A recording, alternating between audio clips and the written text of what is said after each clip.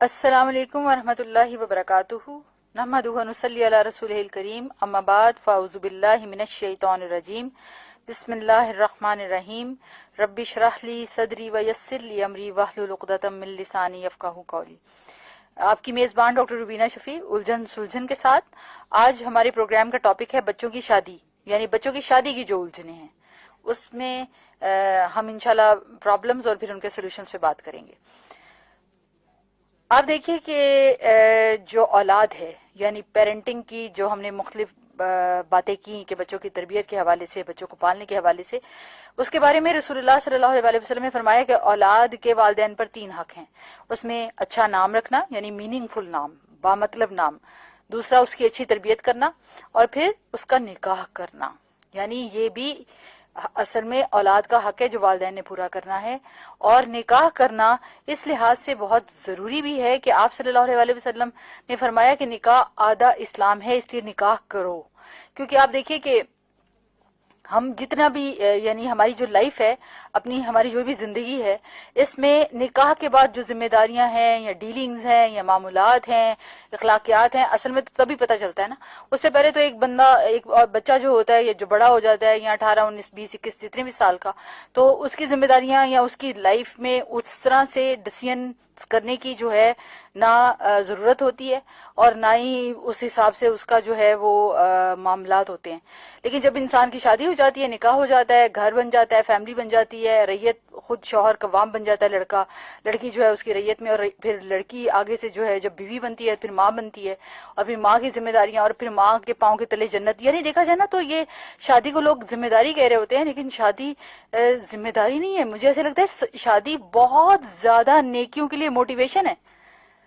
مطلب جب ہم میرڈ ہوتے ہیں پھر ہم کتنی ساری باتیں، کتنے سارے فیصلے کر سکتے ہیں۔ صلہ رحمی کا فیصلہ بھی ہم نے خود کرنا ہوتا ہے کہ ہم کس سے ملیں اور کیوں ملیں، اس کے لیے نیتیں کرنی ہوتی ہے۔ تو ایک اسلام یعنی جب اللہ کے نبی نے یہ کہا نا کہ نکاح آدھا اسلام ہے، یہ بات بڑی وسیع ہے۔ اور پچھلے دنوں میں کوئی پروگرام سن رہی تھی، مطلب اسی طرح سے ہمارا ایک کورس تھا جس میں میں ایز اے ایویلویٹر تھی، تو اس میں جو اسپیکر تھی وہ بات کر رہی تھی کہ شادی ایک ذمہ داری۔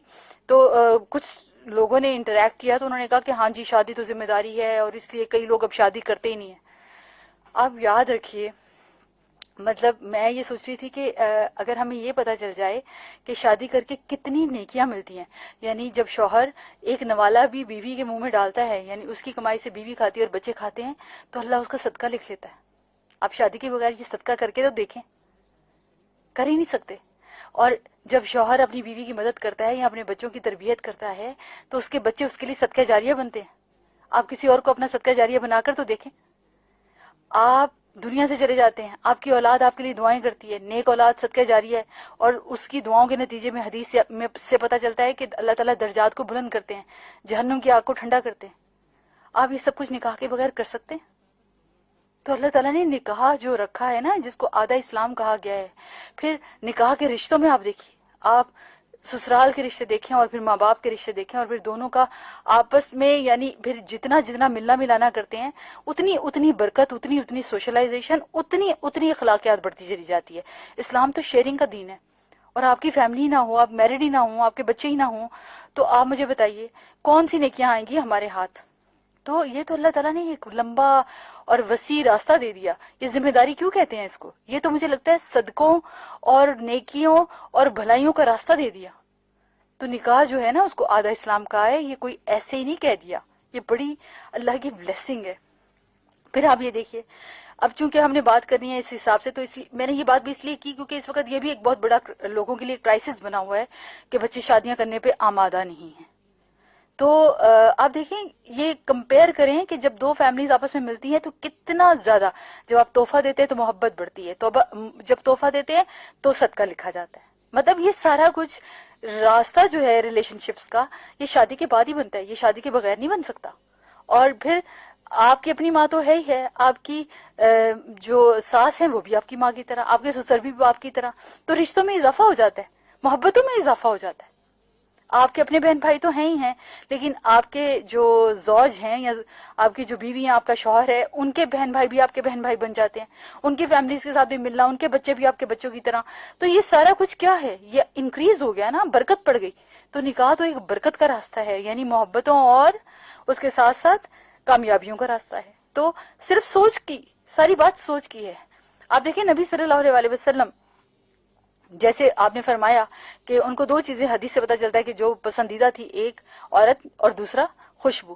تو یہ ساری چیزیں آپ کیسے ان چیزوں سے انجوائے کر سکتے ہیں، یا آپ کی زندگی میں کیسے خوشی آ سکتی ہے جب آپ حلال رشتوں کے ذریعے سے بہن کا، ماں کا اللہ نے رشتہ بنایا، اسی طرح سے جو بیوی کا رشتہ ہے، جو اتنا انٹیمیٹ ریلیشن شپ ہے، اور اس کے اندر اللہ نے سکون بھی رکھا جیسے قرآن میں فرمایا. تو ہم سب کو ان چیزوں پہ غور کرنا چاہیے کہ یہ رشتے جو اللہ نے ہمیں دیے ہیں اور دیتا ہے نکاح کے ذریعے سے، اس کو ذمہ داری نہیں بلکہ اس کو اپنے لیے انجوائمنٹ، اس کو ہیپینس سمجھیں. اور یہی وہ چیزیں ہیں جو زندگی میں رنگ بھی لاتی ہیں. اب آج کل کے دور میں ہم دیکھتے ہیں کہ رشتے کیسے ہونے چاہیے. یعنی رشتہ کرنے کے لیے، ظاہر نکاح کرنے کے لیے رشتہ چاہیے. ہمارے سارے پرابلمز رشتوں میں ہی ہیں اصل میں، کہ رشتہ کیسا ہونا چاہیے. آج کل اچھے رشتوں کی بہت کمی، جیسے آپ دیکھیں گے. کیا اچھے لوگ ختم ہو گئے؟ ہرگز نہیں. پھر الجھنیں کیسی ہیں؟ آپ دیکھیں اسلام نے رشتے میں، یعنی لڑکی نے اگر لڑکی کے لیے لڑکا اگر ڈھونڈنا ہے یا لڑکے کے لیے لڑکی ڈھونڈنی ہے تو دونوں کی صورت میں رشتہ ڈھونڈنا پڑے گا. اب رشتہ کیا ہے کہ رشتے کے لیے کچھ کرائٹیریا ہیں، بیسک کرائٹیریا جو اللہ تعالیٰ نے بتائے اور اسلام کے مطابق ہیں. اس میں پہلا کرائٹیریا جو رسول اللہ صلی اللہ علیہ وسلم کی حدیث سے پتہ چلتا ہے، آپ نے سب سے پہلے لڑکی کا دین اور اخلاق دیکھنا ہے. دوسرا کرائٹیریا حسب و نسب، کہ اگر وہ دیکھا اس کے بعد سیکنڈ پہ حسب و نسب، اور تیسرے پہ اگر دیکھنا ہے تو حسن دیکھیں، خوبصورتی دیکھیں. لیکن اگر آج ہم اپنی معاشرے کی حالت دیکھیں تو ہم بالکل اپوزٹ جا رہے ہیں. ہمارے یہاں پر ہمارا جو کرائٹیریا بن گیا وہ کیا ہے کہ لڑکی خوبصورت ہو، مالدار ہو، دولت مند ہو، پڑھی لکھی ہو، اور یہ ساری چیزیں ہوں. لیکن نیکی کا تو کرائٹیریا جب دل کے اندر میرے ہی نہیں ہے، میں خود ہی اس شوق اور محبت میں اللہ کے ساتھ میرا کنیکشن نہیں ہے، تو میرا کرائٹیریا کیسے ہوگا کہ میرا اسپاؤس جو ہوگا وہ بڑا دیندار اور نیک ہو؟ تو یہ ایک اور اس پہ مزید بات آپ دیکھیں کہ ایک دن رسول اللہ صلی اللہ علیہ وسلم کے سفر پر جا رہے تھے تو حضرت عمر بھاگتے ہوئے آئے، اور حضرت عمر نے آ کے رسول اللہ صلی اللہ علیہ وسلم سے پوچھا، آپ ہمیں یہ تو بتا دیں کہ دنیا میں سب سے بہترین چیز کیا ہے انسان کے لیے؟ تو آپ صلی اللہ علیہ وسلم نے فرمایا کہ بہترین متاع نیک بیوی ہے، نیک عورت. اب یہ نیک عورت جو ہے بہترین متاع کہہ کے تو سارے قصے ختم کر دیے. نہ کہا پڑھی لکھی، نہ کہا حسین عورت، نہ کہا کہ بہت امیر عورت، نہ کہا کہ بہت مالدار عورت یا بہت ایجوکیٹڈ عورت یا فلاں فلاں ڈگریوں والی عورت، بلکہ نیک عورت. اچھا، اب یہی کرائٹیریا اگر آپ لڑکی والوں کا دیکھیں تو اس کو آپ وائس ورسا کریں. وائس ورسا میں کیا ہے کہ وہ دیکھتے ہیں لڑکا پڑھا لکھا ہو، اچھی جاب پر ہو، اچھا سٹیٹس ہو، گاڑی اس کے پاس زبردست ہو، نئے ماڈل کی ہو، جائیداد ہو، بہن بھائی کم سے کم ہو. اللہ اکبر، اللہ اکبر. اللہ تعالیٰ سے رحم مانگنے کی ضرورت ہے. لڑکا فیشنیبل ہو، لبرل ہو. اچھا، جب ایسے لڑکے سے لڑکی کی شادی ہو جاتی ہے جس کے چوائس کرتے وقت، جس کے ساتھ رشتہ کرتے وقت کہیں پر بھی یہ سوچا ہی نہیں کہ لڑکے کا اللہ سے کیا تعلق ہو، تو کیا کل کو یہ جو شخص اللہ سے نہیں ڈرتا تو وہ لڑکی کے معاملے میں یا بیوی کے معاملے میں وہ معاملات میں کیسا ہوگا، اس کا اخلاق کیسا ہوگا؟ پروفیشنلی تو ہم کچھ چیزیں اچھی کر ہی لیتے ہیں نا، یہ تو ہم لائف میں کچھ چیزیں پیئر پریشر سے بھی کر لیتے ہیں، لیکن جو انسان کا انٹرنل ہوتا ہے اس کی صفائی ستھرائی تو اللہ کی محبت کے بغیر ہو ہی نہیں سکتی. رسول اللہ صلی اللہ علیہ وسلم کے تعلق کے بغیر تو ہم چل ہی نہیں سکتے کہ ہم اچھے کام کرتے جائیں اور اپنی برائیاں نکالتے جائیں اور اچھائیاں پیدا کرتے چلے جائیں. آپ دیکھیں خطبہ نکاح میں کبھی غور کرتی ہوں، تینوں کی تینوں آیات جو ہیں جو پڑھی جاتی ہیں، جس کو پڑھنے کے بعد یعنی اللہ کا ذکر کرنے کے بعد لڑکا اور لڑکی جو ایک دوسرے کے ساتھ رشتہ زواج میں جڑ جاتے ہیں اور شوہر اور بیوی بن جاتے ہیں اور ان کے ایک دوسرے کے لیے رائٹس ہو جاتے ہیں اور ان کا ایک دوسرے کے اوپر حق ہو جاتا ہے اور ان کا ایک دوسرے کے ساتھ انٹیمیٹ ریلیشن شپ بن جاتا ہے، ان آیات میں تینوں میں جو مطلوب ہے یہ کہ تم اللہ کا تقوی اختیار کرنے والے بنو، کیونکہ اللہ تمہارے اوپر نگران ہے. اب یہ تقوی جو ہے، اگر اس آیات کی تھوڑی سی بھی اگر شعور آئے انسان کو کہ اللہ کہہ رہا ہے کہ مطلب یہ جو شادی ہو رہی ہے یا نکاح ہو رہا ہے اس میں اللہ تعالیٰ تقوی کی بات کر رہے ہیں، آپ کبھی کسی کپل سے آج کل جس طرح شادیاں ہو رہی ہوتی ہیں سوچے شوہر اور بیوی سے جا کے پوچھے تقویٰ سے کیا مراد ہے؟ اللہ نے تمہیں اس نکاح کے رشتے میں جڑتے وقت جو جس کی بدولت تم اس وقت اس رشتے سے جڑ گئے ہو اور ایک دوسرے کے میاں بیوی بن گئے ہو، شوہر بیوی بن گئے اور آئندہ آنے والی نسلوں کے تم لوگ والدین بن جاؤ گے، تو اس تقویٰ سے کیا مطلوب ہے، کیا مطلب ہے؟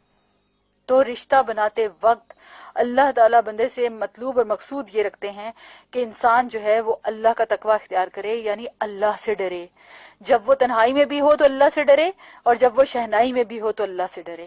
جب وہ انسانوں کے حقوق کی بات ہو تو بھی اللہ سے ڈرے، جب وہ عبادت کی بات ہو تو بھی اللہ سے ڈرے. یعنی اس کا معاملہ ہر صورت میں تقویٰ کا معاملہ ہو. اب جب ہم شادیاں کرتے ہیں تو ہمارا سارے کا سارا بالکل مختلف. آپ دیکھیں، میں نے کبھی شاید ہی سنا ہو، بہت سن لینا کوئی تو کہتا ہے کہ اچھا لڑکا نماز پڑھتا ہے، اچھا پوچھ لیا اچھا نہیں پڑھتا، چلو کوئی بات نہیں پڑھنے لگ جائے گا. حالانکہ نماز جو ہے وہ کفر اور شرک کا فرق کرنے والی ہے. یعنی صحابہ جب ان کے ہاں یہ تھا ہی نہیں کہ مسلمان ہو اور وہ نمازی نہ ہو، یعنی ایون منافقین بھی نماز پڑھتے تھے. تو یہ نماز تو شرط تھی اسلام کی. آج ہم نماز کو ہمارا آخری سوال بھی نہیں ہوتا کہ ہم پوچھیں کہ لڑکا یا لڑکی نمازی بھی ہیں کہ نہیں ہیں. اسی سے پتہ چل جاتا ہے کہ کیا، کیونکہ نماز پڑھنے والا انسان یا تقویٰ والا انسان کبھی نماز کو نہیں چھوڑ سکتا، اور نماز نہ چھوڑنے والا انسان انشاءاللہ اللہ کی محبت اور اللہ کا تقویٰ رکھتا ہے تو نماز پڑھتا ہے. تو کم از کم ظاہری سمبولیکلی، کیونکہ ہمیں یہ بھی اسلام سمجھاتا ہے کہ اس دنیا کا معاملہ ظاہریت کے اوپر کرو. یعنی ظاہریت میں اگر کوئی آپ سے کہہ رہا ہے میں سچ بول رہا ہوں تو آپ اس کی بات مان جائیں. اگر کوئی نماز پڑھ رہا ہے تو وہ آپ کو نظر آ جائے گا، اگر نہیں پڑھا تو وہ بھی پتہ چل جائے گا. تو ریالٹی کیا ہے کہ کرائٹیریا جو ہیں وہ ہمارے آج بالکل الٹ ہو چکے. ایک دن مجھے ایک ڈاکٹر کہتی ہیں کہ آپ نا میرے بھائی کے لیے نا ایک لڑکی ڈھونڈیں جو بالکل آپ جیسی ہو. میں نے کہا اچھا میری جیسی ہو؟ میں بڑی دل میں سوچا کہ پتہ نہیں کس طرح کی میری جیسی ہو. میں نے کہا مجھے تھوڑا سا ایکسپلین کر دیں کہ وہ آپ جیسی کیسے ہو. تو کہنے لگی کہ مطلب اس کا اخلاق آپ کی طرح ہو، بات چیت ہو، یہ سب کچھ، ہاں لیکن سر پہ یہ مطلب پردہ نہ کرتی ہو. اب یہ آپ دیکھیں کتنا کنٹراسٹ ہے کہنے میں اور کرنے میں. یعنی اگر میرے اندر اللہ کی محبت رچی بسی ہوئی ہے تو وہ میری ظاہریت میں بھی نظر تو آئے گی. یہ تو نہیں ہو سکتا کہ میرے اندر خون کی کمی ہو اور آپ کو پتہ نہ چلے، میرے اندر اللہ نہ کرے یرکان اور پتہ نہ چلے. تو یہ تو نیچرل چیزیں ہیں کہ ایمان جتنا اندر بڑھتا ہے اتنا انسان کی ذاریت میں تبدیلی آتی ہے. تو اللہ تعالیٰ سے رحم مانگنے کی ضرورت ہے کہ ہم اتنے کنٹراسٹ کرائٹیریا کے ساتھ جب شادیاں کرتے ہیں تو پھر اس کے بعد ہم کہتے ہیں کہ دیکھو ذرا، میں بہو لے کر آئی ہوں، میرے ساتھ بیٹھتی ہی نہیں ہے، داماد مجھے پوچھتا ہی نہیں ہے. کیوں پوچھے گا؟ جس کا اللہ سے تعلق نہیں ہے یا وہ اللہ سے نہیں ڈرتا وہ آپ کو کیوں پوچھے گا؟ جو لوگ صرف میڈیا کے دیکھے دکھائے ڈراموں اور اس کی نفسیات اور اس کی پالیٹکس سیکھ چکے ہیں، وہ رشتوں کو کیسے نبھانے والے بنیں گے؟ وہ تو وہی کریں گے جو ان کو سوسائٹی میں میڈیا دکھا رہا ہے. تو یہ کرائٹیریا، جب ہم کوئی کرائٹیریا رکھتے ہیں تو اسی سے ہمیں پتہ چل جاتا ہے. اتنے سارے لوگ شادیوں کے لیے کہتے ہیں بھئی اچھا، میں جب پوچھتی ہوں اچھا کس طرح کی لڑکی چاہیے تو پہلا کرائٹیریا ہوتا ہے ڈاکٹر ہو. آپ مجھے یہ بتائیے کہ کیا ساری ڈاکٹر لڑکیاں جو ہے وہ متقی لڑکیاں ہیں، یا ساری ڈاکٹر لڑکیاں ایمان والی لڑکیاں ہیں، یا ساری لڑکیاں سوشل اور پھر سلجھی ہوئی بھی ہیں اور گھروں کو سنبھالنے والی بھی ہیں؟ مطلب کرائٹیریا بالکل اپوزٹ ہیں. اور اچھا جب آ جاتی ہے ڈاکٹر صاحبہ گھر پہ تو آپ کہتے ہیں کہ جی وہ صبح اٹھ کے مجھے ناشتہ نہیں بنا کر دیتی. وہ کیوں بنا کر دے میڈم؟ وہ جو ڈاکٹر صاحبہ ہیں ان کی لائف سٹائل ایسا نہیں ہے. انہوں نے میڈیکل کیا، پھر پوسٹ گریجویشن کر رہی ہیں، ان کا اپنا کیریئر ان کے لیے بہت امپورٹنٹ ہے. وہ صبح آپ کے لیے ناشتہ کیسے بنائیں گی؟ وہ تو رات کافی دیر تک اسائنمنٹ بناتی رہی. اب آپ کرائٹیریا رکھ رہے ہیں کہ آپ نے پوسٹ گریجویشن بھی کیا ہو، یہ بھی کیا ہو، ڈگریاں اس کے پاس یہی ہیں، اور جب گھر آ جاتی ہے تو آپ کہتے ہیں کہ بھئی کھانا بھی پکائے، سیلڈ بھی بنائے، صبح ناشتے کے ٹائم پہ بھی اٹھائے. تو پہلے کرائٹیریا اپنے سیٹ کیجئے کہ ہم نے کیا کرنا ہے، اور ہم اس سے. اور پھر اکثر کیا ہوتا ہے کہ ہم اپنے آئیڈیل کی تلاش میں زندگیوں میں، میں یہ کہتی ہوں بڑی عجیب سی بات میں کروں گی کہ آپ دیکھیں یہ اللہ تعالیٰ نے دنیا نا ایک پیکج کی صورت میں بنائی ہے، اور انسان کی سمجھداری یہی ہے کہ اس دنیا کو پیکج کے طور پر لے. جس طرح زندگی ایک پیکج ہے، اسی طرح رشتے بھی پیکج ہوتے ہیں، اور شاذ و نادر انسان کو آئیڈیل ملتے ہیں. اچھا پہلے یہ میں کبھی دیکھا کرتی تھی کہ لڑکیاں یا لڑکے آئیڈیل بناتے ہیں، لیکن آج کل تو ماں باپ نے آئیڈیل بنائے ہوئے. میں لٹرلی مطلب ایک فیملی کو جانتی ہوں، انہوں نے اپنے بیٹوں کے دماغ میں یہ ڈالا تھا سنو تم نے گوری لڑکی سے شادی کرنی ہے، اور ان کا اپنا لڑکا بھی گورا تھا. لیکن اس گورے لڑکے کے رشتے کو ڈھونڈتے ڈھونڈتے اس خاتون کو 8 سال لگ گئے. کیا یہ کرائٹیریا ہوتے ہیں؟ اور لڑکا اس لیول تک پہنچ گیا کہ ماں میری شادی آخر کب ہوگی. پھر ماں پسند کرتی تھی تو لڑکا نہیں پسند کرتا تھا، کیونکہ اس کو انکلکیٹ کر دیا ہوا تھا کہ تم نے تو گوری چٹی لڑکی سے شادی کرنی ہے. یہ جو ہمارے ہاں معاشرے میں ہم نے جو اپنے لیے لینڈ مارکس یا اپنے ہال مارکس سیٹ کیے ہوئے نا، اس کو غور کرنے کی ضرورت ہے. اور 2 دن نہیں گزرتے نا تو گورا رنگ بھی کالا لگنے لگ جاتا ہے. جب اخلاق نہ ہو، جب معاملات نہ کرنے آتے ہوں، جب سمجھ نہ ہو، جب تعلقات اچھے نہ بنانے آتے ہوں تو گورا رنگ گورا نہیں لگتا. اور یہ کوئی کہنے، یہ میں تجربے کی بات نہیں کر رہی، یہ حقیقت ہے، یہ ریالٹی ہے. اور انہی لڑکیوں کو بات رنگوں کی تو ہے ہی نہیں، بات تو اس معاملات کی ہے، ڈیلنگز کی ہے. وہ کیسے سیکھی ہوں گی؟ وہ تو آپ کو اللہ کی محبت اور دین سکھاتا ہے. آپ کے اندر اخلاقیات آ ہی نہیں سکتے. سپرفیشلی اگر تھوڑی دیر اخلاق پہ رہیں گے بھی نا تو تھوڑی دیر کے بعد ری ایکٹیو ہو جائیں گے، کیونکہ اندر اللہ کی محبت نہیں ہے، رسول کی سنت نہیں ہے. تھوڑے سے دنوں کے بعد سارا حلیہ کھل کے سامنے آ جائے گا. تو ایک بات یہ ہوگی. اور پھر یہ دیکھیں، میں اکثر یہ بھی سوچتی ہوں، مطلب پچھلے دنوں میں کسی رشتے کی بات ہو رہی تھی تو بہت دفعہ ان خاتون نے کہا، میں نے ان کی بیٹی کا رشتہ بتا دیا، کسی نے اور لڑکے نے بھی، لڑکے والوں کی فیملی نے بھی کہا ہوا تھا، تو میں نے کہا چلیں آپ آپس میں دیکھ لیں. انہوں نے ایک دوسرے کو دیکھا تو میں نے میری لڑکی کی امی سے بات ہوئی تو وہ کہنے لگی نہیں ہم نے نہیں کیا. میں نے کہا کیوں نہیں کیا؟ آخر کیوں نہیں کیا؟ تو صرف انہوں نے مجھے ریزن یہ بتایا کہ جو لڑکے کا پھپھا تھا نا وہ بہت ایکٹیو تھا، تو لڑکے کی اپنی فیملی اتنی پارٹیسپیٹ نہیں کر رہی تھی، ایکٹیو نہیں تھی. مطلب مجھے سمجھ نہیں آئی کہ اس رشتے کو انہوں نے ریجیکٹ کر دیا. لڑکا حالانکہ وہ بھی ڈاکٹر تھا، لڑکی بھی ڈاکٹر تھی، دونوں اچھی پڑھی لکھی فیملیز تھی. اب یہاں پر لڑکی نے رول ماڈل نہیں، لڑکی نے ماڈل نہیں بنایا ہوا، لڑکی نے یہاں پر آئیڈیل نہیں بنایا ہوا، یہاں پیرنٹس نے آئیڈیل بنایا ہوا. لٹرلی میں نے کئی لڑکیوں کو روتے ہوئے سنا جو بہت اوبیڈینٹ ہے اپنی پیرنٹس کی، اور وہ کہتی ہیں کہ ہم شادی کرنا چاہتے ہیں لیکن ہمارے ماں باپ کو کوئی پسند ہی نہیں آتا. آپ مجھے بتائیے کہ میں یہاں پر لڑکی لڑکے کے آئیڈیل کی بات کر ہی نہیں، یعنی لٹرلی پیرنٹس نے آئیڈیل بنائے ہوئے ہیں. شادی آپ کے بچے کی ہونی ہے، اس کی چوائس ہونی چاہیے، نہ کہ میری. یعنی جس کی شادی ہے اس سے پوچھے نا کہ وہ کیا پسند کرتا ہے. اچھا پھر رشتوں میں ایک اور چیز جو بڑی پرابلمٹک مجھے نظر آتی ہے کہ ہم سارے مسئلے، ہم کہتے ہیں کہ لڑکی جس گھر میں جائے یا لڑکے کی جہاں شادی ہو، وہ پڑھا لکھا ہو، وہ حسین ہو، وہ امیر ہو، اس کے پاس گاڑی ہو، اس کا سٹیٹس ہو. آپ اپنی طرف سے سارے مسئلے دنیا میں حل کر کے اس کی شادی کر رہے ہیں، اب آگے کوئی مسئلہ اس کو نہیں آنے والا. ایک بات یاد رکھیے، ابن قیم کا قول ہے، مجھے بڑا پسند آیا تھا کہ زندگی میں غم اور خوشی، یعنی غم، پریشانیاں، تنگ دستیاں، یہ سب گرمی اور سردی کی طرح ہیں، یہ آتی رہیں گی اور جاتی رہیں گی. تو آپ اگر یہ سوچ کر اپنے بچوں کا رشتہ ڈھونڈیں گے نا اور رشتہ کریں گے تو کچھ پریشانیاں اور کچھ گرمی برداشت کر لیں، کیونکہ اس کے بعد اس نے بھی چلے جانا ہے. اور جب یہ ڈیل کریں گے، جب آپس میں اچھا اخلاق اور تقوی کے ساتھ رہنے والے معاملے ہوں گے تو انشاءاللہ کوئی بات نہیں، کوئی پریشانی آ بھی جائے تو ختم ہو جاتی ہے. مجھے یاد ہے جب میری شادی ہوئی تھی تو میرے ہسبینڈ کے پاس صرف ایک موٹر سائیکل تھی، میں سچ کہہ رہی ہوں. میں ڈاکٹر تھی حالانکہ، اور وہ آرمی میں تھے، لیکن ایک موٹر سائیکل ان کی پوری، مطلب ان کے پاس مالیت کی چیز تھی. مطلب میں ان کے پیرنٹس کی بات نہیں کر رہی، یعنی فیملی کے پاس جو بھی کچھ ہو، لیکن ان کے پاس یہ تھا. لیکن انہوں نے مجھ سے کوئی جہیز وغیرہ، کوئی میری امی لوگوں سے ڈیمانڈ نہیں کیا. ہماری شادی ہوئی، ارینج میرج تھی مکمل. لیکن اس کے بعد الحمدللہ مجھے یاد ہے کہ مجھے جب فرسٹ ٹائم گھر لے کر گئے، کیونکہ میں نے ہاؤس واف کیا تھا تو وہ وہاں بہاولپور میں تھے، تو اس کمرے میں انہوں نے اے سی لگوا لیا ہوا تھا، انسٹالمنٹس پہ لیا تھا، اور ساتھ میں اس کے اندر بیڈ روم، مطلب پورا بیڈ روم سیٹ کر دیا ہوا تھا. اور جب میں وہاں گئی، میں اتنی خوش ہوئی کہ میرے ہسبینڈ نے اے سی خرید لیا ہے. اور میں مطلب آئی واز سو ایکسائٹیڈ جب انہوں نے مجھے فون پہ بتایا کہ بینا میں نے اے سی لے لیا. اب آپ بتائیے، یہ جب دونوں مل کے کوئی کام کرتے ہیں اور ترقی کرتے ہیں تو اس کی تو پھر خوشی کچھ اور ہوتی ہے، بجائے اس کے کہ پورے محل جتنا گھر ساتھ لے کر چلے جاؤ اور جب وہاں جاؤ تو شوہر بھی انہی ساری چیزوں کا استعمال کرے تو اس کو قوام بننے میں بڑی دیر لگتی ہے. اور جب وہ ایک ایک چیز خود بناتا ہے تو قوامیت بھی بہت جلدی حاصل کرتا ہے. یہ میں نے جو بات کی اس پہ غور کیجئے گا. جب لڑکے یہ والا رول ادا کرنا شروع کر دیتے ہیں اپنی محنت کے ساتھ، اور پھر جب اس بیوی کی پروٹیکشن دیتے ہیں اور اس کی رسپیکٹ کرتے ہیں تو وہ بیوی اس کے ساتھ گرمی، سردی، ہوا، خزاں، ہر موسم میں جو ہے نا رہنے کو تیار ہو جاتی ہے کہ نہیں یہ میرا شوہر ہے.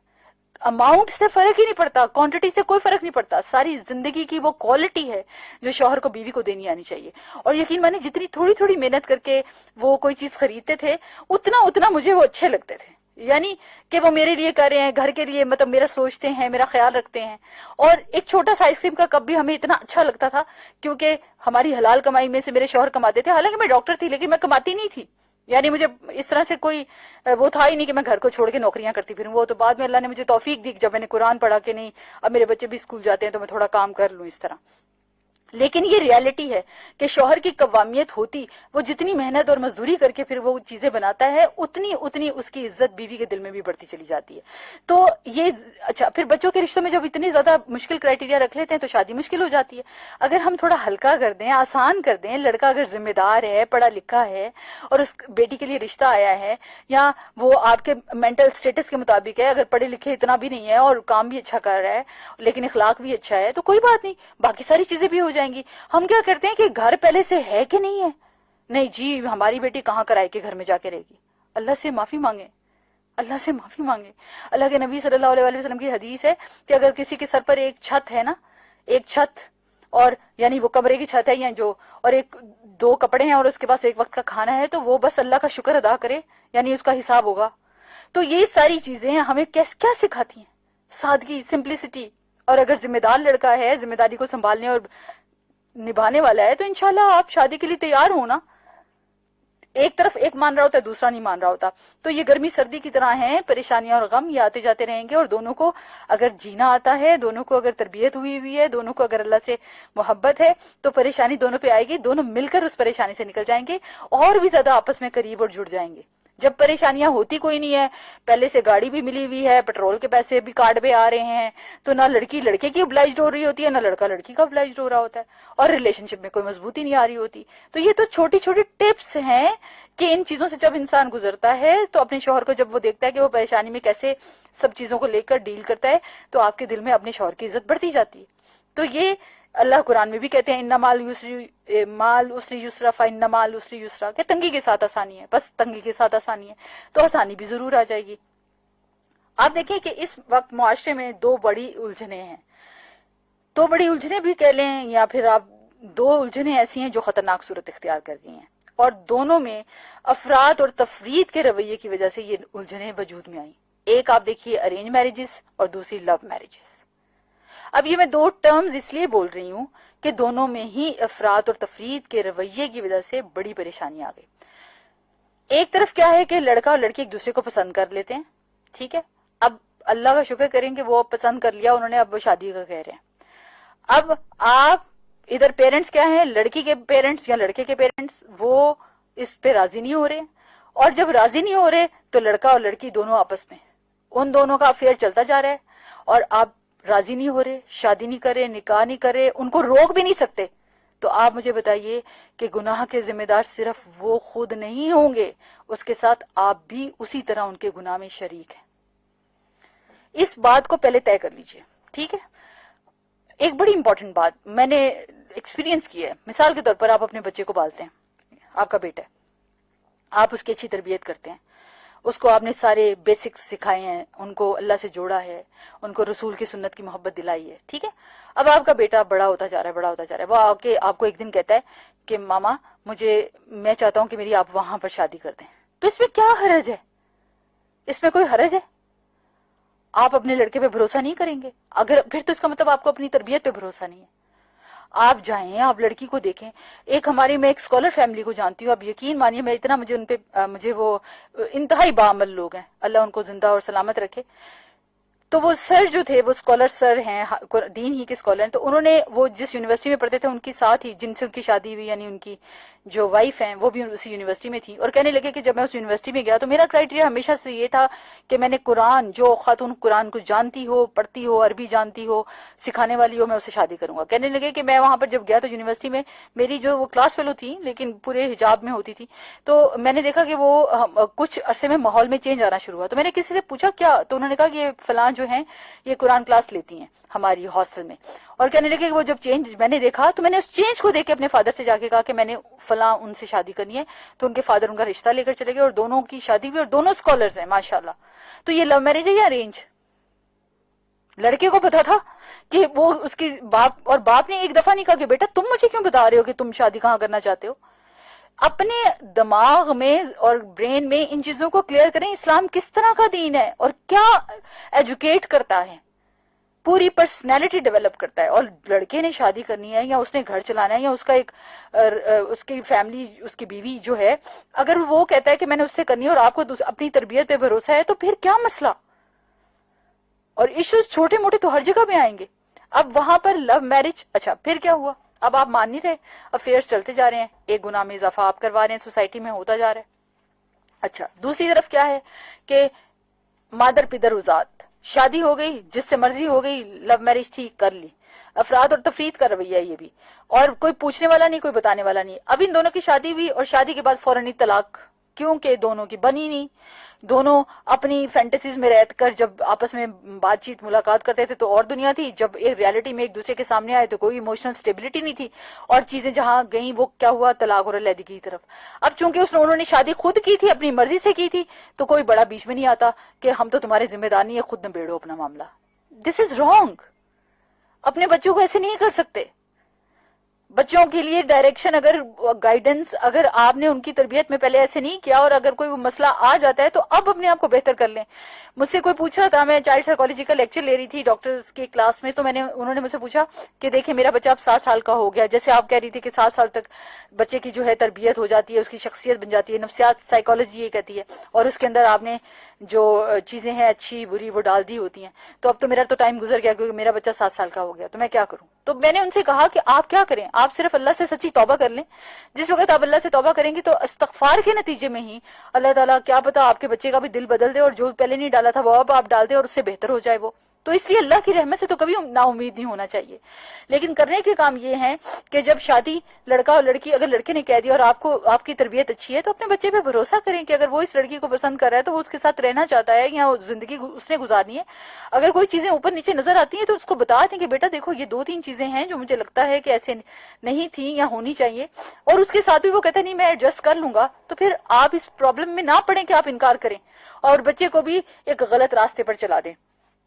اور بچے بھی جو ہیں اس سے بہت زیادہ متاثر ہوتے ہیں. اب آپ دیکھیں جب علیحدگی ہو گئی, آپ پھر ان کی شادی ہوئی, اب علیحدگی ہو گئی, پھر کوئی بڑا بیچ میں نہیں پڑا, اور پھر اس کے بعد ان کے بچے افیکٹ ہونا شروع ہو جاتے ہیں, ان کی اولادیں افیکٹ ہونا شروع ہو جاتی ہیں. پھر آپ خاندانی دشمنیوں کو دیکھیں, ان کا بھی انکریز ہونا شروع ہو گیا ہوا ہے.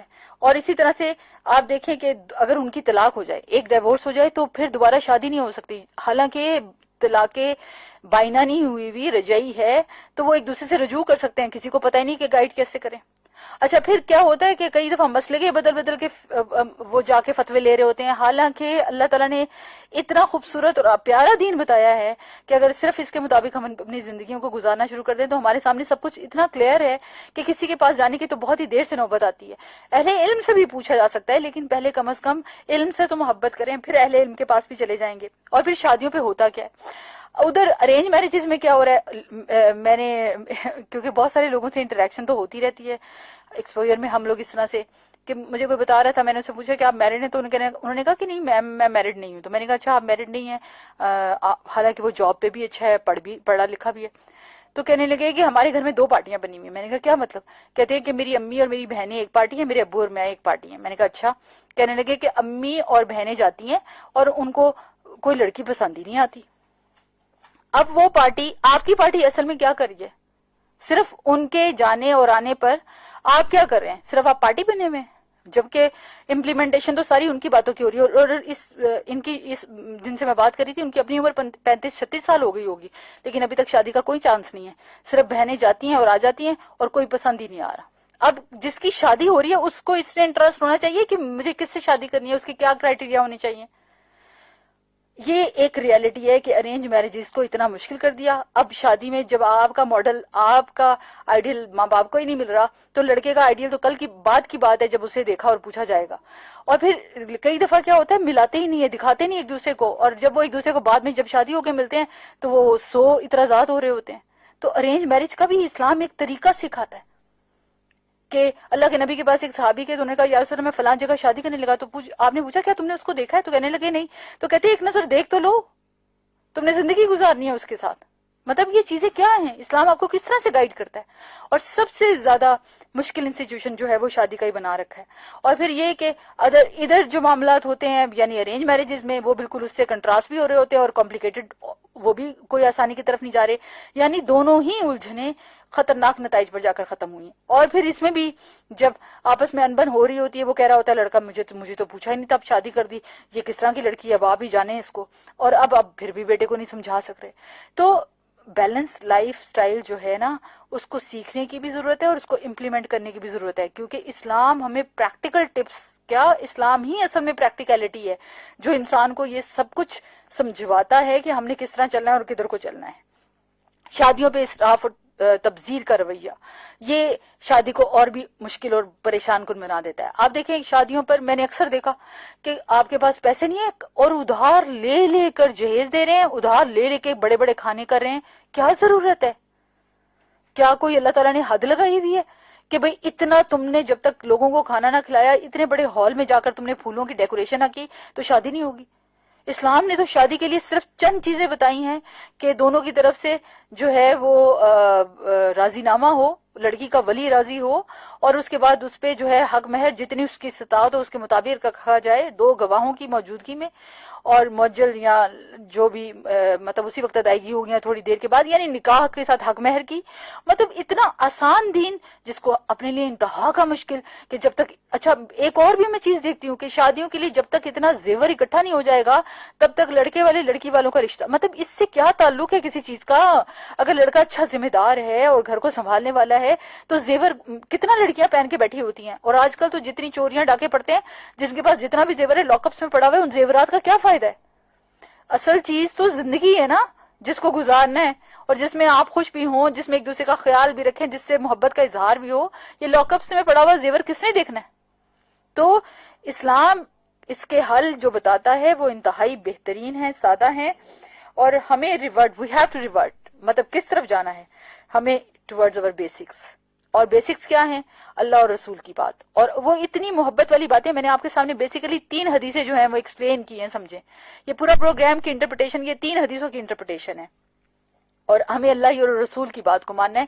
اور جب ہم اپنے کرائٹیریا کو صحیح پر لے آئیں گے اور ان کرائٹیریا کو ہم مینٹین کریں گے، ہم اس میں وہی کمٹمنٹس جو اللہ اور رسول نے بتائی ہیں ان کو پورا کرنے کی کوشش کریں گے، آپ دیکھیے انشاءاللہ ہمارے مسئلے کس طرح سے حل ہوتے ہیں اور شادیوں کا انسٹیٹیوشن کتنا آسان ہوتا ہے.